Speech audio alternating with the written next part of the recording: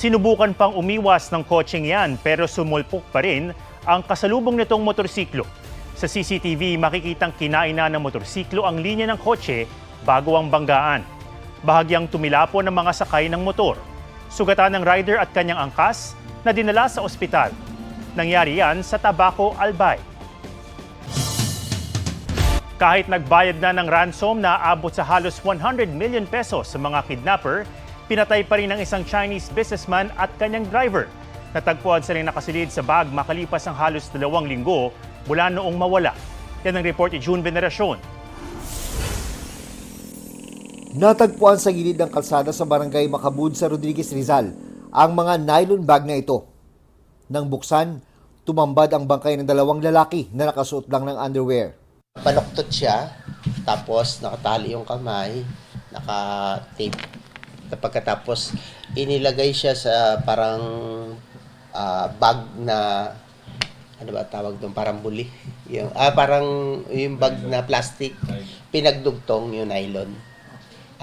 Ganun yung nakita sa kanya, tapos yung isa katabi niya rin. Kinilala ang mga biktima na sina Anson Ke o kilala ring Anson Tan, isang Chinese businessman, at kanyang driver na si Armani Pabilio. Huli silang nakitang buhay noong March 29 ng hapon habang paalis ng opisina ni Ke sa Valenzuela. March 30 naman nang humingi ng saklolo ang pamilya ni Ke sa PNP Anti-Kidnapping Group. Sabi ng isang source, 3 beses nagbigay ng ransom payment ang pamilya ng biktima sa mga kidnapper na ang kabuang halaga ay umabot sa halos 100 million pesos. Pero sa kabila nito, pinatay pa rin ang biktima at kanyang driver.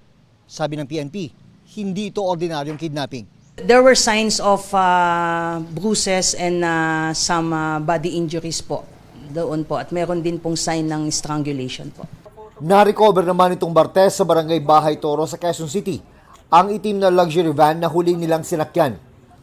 Nasa produksyon ng bakal o steel industry ang negosyo ni Ke, pero posible umanong may kinalaman sa Pogo ang pagkidnap sa kanya.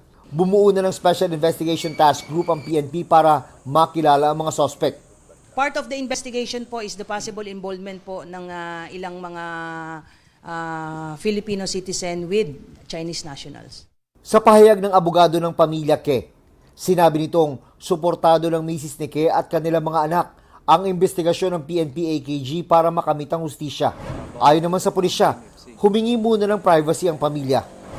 Sa datos ng PNP Anti-Kidnapping Group, 40 kidnapping cases ang naitala mula January 2024 hanggang February 2025. 10 sa kanila, mga Chinese.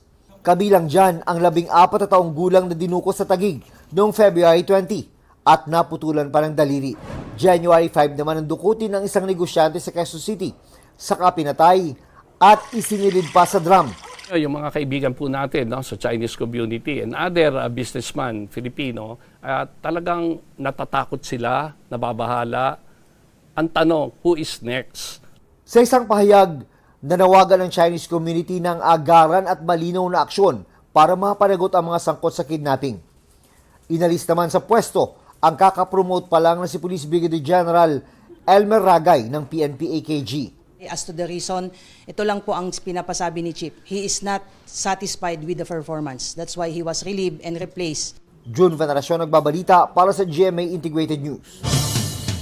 Sugatan sa pamamaril si Kerwin Espinosa sa gitna ng kanyang pangangampanya sa pagkaalkalde ng Albuera Leyte ngayong hapon. Sa report ng PNP, sugatan din ng kapatid ni Espinosa na si Mariel Espinosa Marinay na tumatakbo sa pagka-vice mayor. Gayon din ng isang menor de edad. Nagtago umano ang salarin sa kisame ng stage at binaril si Espinosa mula sa likuran. Tinamaan ang kanyang kanang balikat. Tinutugis na ng pulisya ang gunman. Kinundina ng COMELEC ang pamamaril kay Espinosa at sinabing dapat agad matukoy ang salarin. Isang buntis ang pinatay sa saksak at itinapon sa basurahan sa Tondo, Maynila. Suspect ang kanyang live-in partner. May report si Jomer Apresto.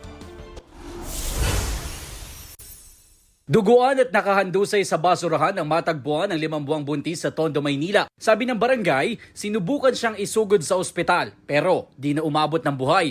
Nakita sa CCTV na ang nagtapon sa 28 anyos na buntis ay tricycle driver na live-in partner pala niya. Sa follow-up operation, natuntun sa Baliwag, Bulacan ang sospek kasama ang kanyang 2 taong gulang na anak. Lumalabas sa investigasyon na posibleng pinagsasaksak ng sospek ang biktima sa loob ng tricycle habang kasama ang kanyang anak. Sabi nila may kasama rin anak.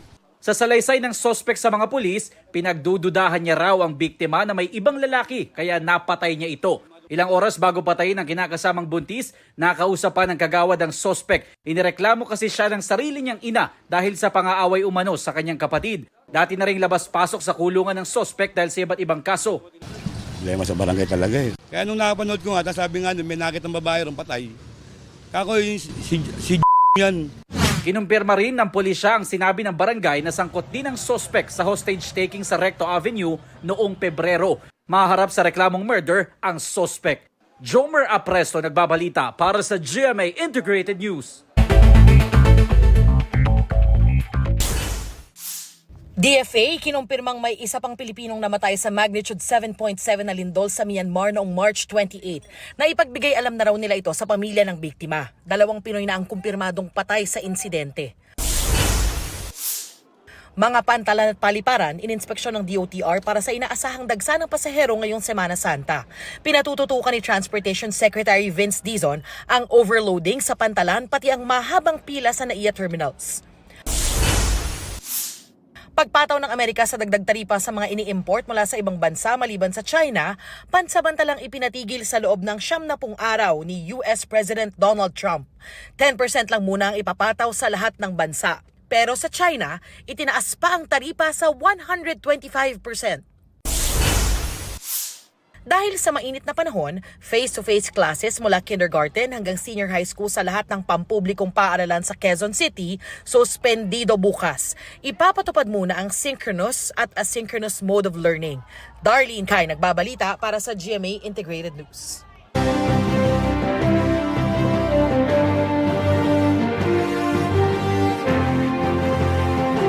Pinagpapaliwanag ng COMELEC ang isang gubernatorial candidate sa Nueva Ecija na nagsabing walang talo ang kanyang kaalyado sa kalabang may cancer. Walang katalo yung kalabang mayor ng aking mayor dahil nasa hospital na po yung kalaban namin. Hindi ko po pinabaril. May sakit po na, ano yun? Type, ano na sakit? Sa kidney. Bypass. Kidney, stage 5, cancer. Hindi po cancer, stage 5. Cancer na rin! Kaya hindi na po makapangampanya. May cancer na nga yung tao, kung yan may totoo na may cancer, kinakailangan pa ba natin na i-degrade yung tao sa pamamagitan ng entablado sa isang kampanya? Very clear po yun sa atin. Discrimination against persons with disabilities. Inisyuhan ng show cause order si Virgilio Bote dahil sa kanyang talumpati noong April 3. Pinagpapaliwanag siya ng COMELEC kung bakit hindi siya dapat ma-disqualify. Hindi naman binanggit kung sino ang tinutukoy ni Bote. Sabi pa ng COMELEC, bagamat pinapayagan ng negative campaigning base sa Omnibus Election Code, may limitasyon ito. Itinuturing din daw na sensitive information ang health status ng isang tao na pinoprotektahan ng data privacy law. Nusubukan ng GMA Integrated News na makuhanan ng pahayag si Bote. Inilabas ng Okta Research ang resulta ng kanilang tugon ng MASA March 2025 pre-election survey. May report si Maki Pulido.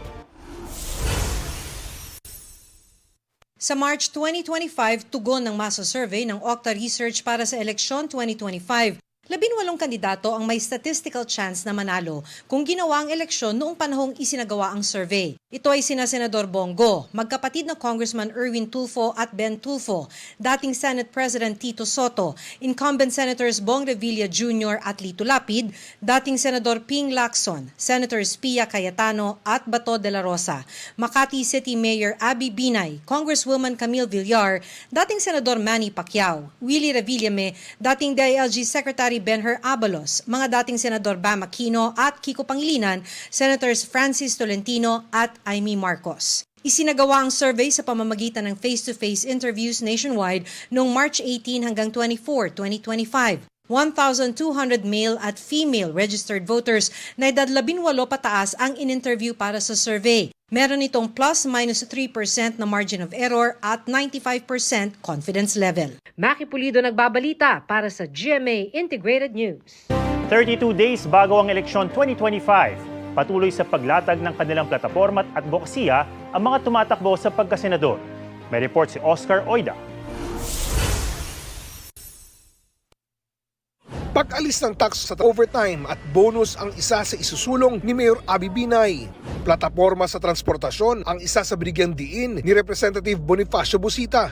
Pagbaba ng presyo ng basic goods ang ipinangako ni Representative Arlene Brosas. Si Representative Franz Castro bumisita sa palengke ng Calapan. Abot kayang pabahay ang naisutukan ni David D'Angelo. Nakipagdialogo sa mga local leaders sa Bulacan si Angelo De Alban. Pagtaas ng sahod ang binigyang diin ni Attorney Luke Espiritu. Reforma sa PhilHealth ang isa sa mga binigyang pansin ni Senator Bongo.